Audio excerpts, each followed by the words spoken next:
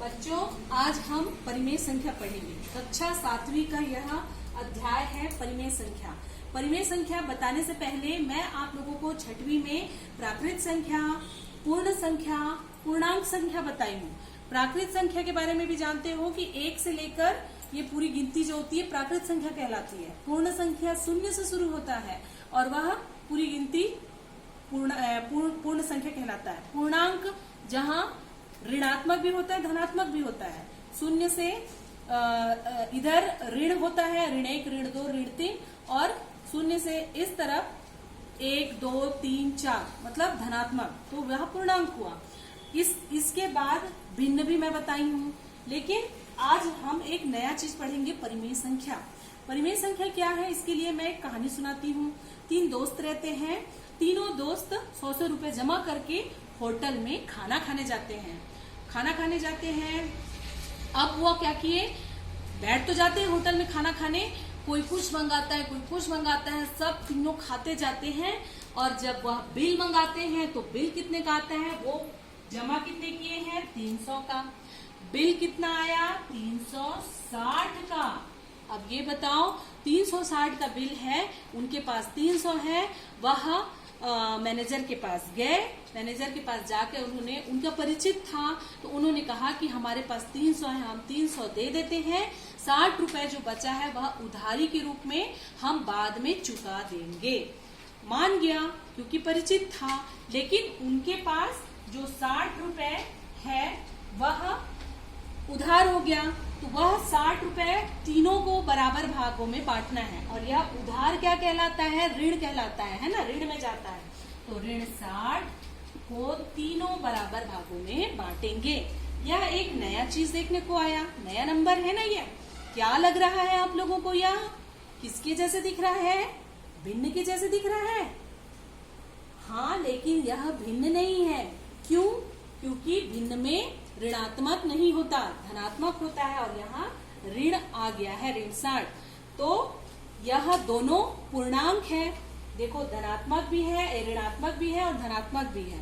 तो परिमेय संख्या की यही परिभाषा है कि परिमेय संख्या क्या होता है, जहां ऐसी संख्या जिसमें P बटे Q के रूप में दर्शाया जाता है, जहां P Q दोनों पूर्णांक होते हैं, लेकिन Q बराबर 0 के नहीं होता। ठीक है, अब हम यह परिमेय संख्या के बारे में इतनी जानकारी पा लिए। अब परिमेय संख्या कैसे बनाते हैं यह देखेंगे। यह चार्ट है, यह चार्ट आपके पेज नंबर 22 में है ना। इस चार्ट को मैं पहला दूसरा बताती हूँ, बाकी तीनों को आपको होमवर्क के रूप में करना है। पहला है 2 एवं 3, यह पूर्णांक हुआ। अब अंश के रूप में अगर मैं 2 को लेती हूँ और हर के रूप में अगर मैं 3 को लेती हूँ, तो परिमेय संख्या क्या बनेगा, 2 बटे 3। अगर मैं 3 को अंश के रूप में लेती हूँ और 2 को हर के रूप में लेती हूँ, तो परिमेय संख्या क्या बनेगा, 3 बटे 2। अब वहीं पे ऋण 5 एवं 7, इन दोनों का परिमेय संख्या बनाना है। तो ऋण अंश क्या होगा, ऋण 5, अगर हर होगा 7, तो परिमेय संख्या क्या बनेगा, ऋण 5 बटे 7। अगर मैं इसी को 7 के रूप में अंश को लेती हूँ और हर ऋण 5 लेती हूँ, तो क्या बनेगा परिमेय संख्या, हाँ, 7 बटे ऋण 5। ठीक है, अब हम समझ गए परिमेय संख्या कैसे बनता है, वो बना लेंगे हम। अब हम देखेंगे धनात्मक और ऋणात्मक परिमेय संख्या। मैं आप लोगों को कक्षा 6वीं में ये चीज बताई थी, ऋण ऋण धन होता है, धन धन धन होता है, ऋण धन ऋण होता है, धन ऋण ऋण होता है। ठीक है, अब इससे हम क्या बताएंगे, धनात्मक परिमेय संख्या और ऋणात्मक परिमेय संख्या। धनात्मक परिमेय संख्या क्या होता है, जैसे मैं यहाँ पे लिखी हूँ 2 बटे 3, 2 बटे 3, दोनों धनात्मक है, अंश भी और हर भी, तो दोनों धनात्मक है, तो यह कौन सा परिमेय संख्या होगा, धनात्मक। अब ये देखो, ऋण 60 बटे 3, यह ऋण है और यह धन है, अंश ऋण और यह धन में है, तो धन ऋण और धन ऋण हुआ, तो यह ऋणात्मक है। ऐसा भी सवाल आता है हमारे पास 5 ऋण 2 मतलब ऋण ऋण, तो ऋण ऋण क्या हुआ? धन, मतलब यह धनात्मक परिमेय संख्या कहलाएगा। ठीक, ये जान गए। अब देखेंगे परिमेय संख्या किसको किसको कहते हैं। जैसे ऋण 60/3 परिमेय संख्या हुआ, 2/3 परिमेय संख्या हुआ, ऋण 5/2 परिमेय संख्या हुआ। लेकिन अगर मैं यहाँ पे लिखूं 8/0 तो क्या यह परिमेय संख्या होगा?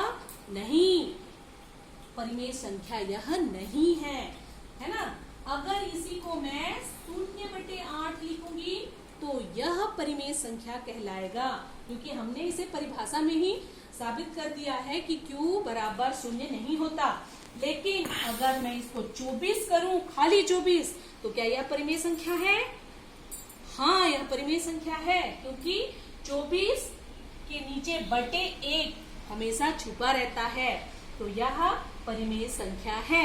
तो हमने परिमेय संख्या को जाना, धनात्मक परिमेय संख्या, ऋणात्मक परिमेय संख्या को जाना, परिमेय संख्या कैसे बनता है इसको जाना। तो आपके लिए प्रश्नावली 2.1 का पहला और दूसरा होमवर्क है। जिस तरीके से आप ये सारणी बनाएंगे, सारणी 1, उसी प्रकार से ये भी आपका होमवर्क रहेगा। तो आज परिमेय संख्या के बारे में हमने जाना। धन्यवाद।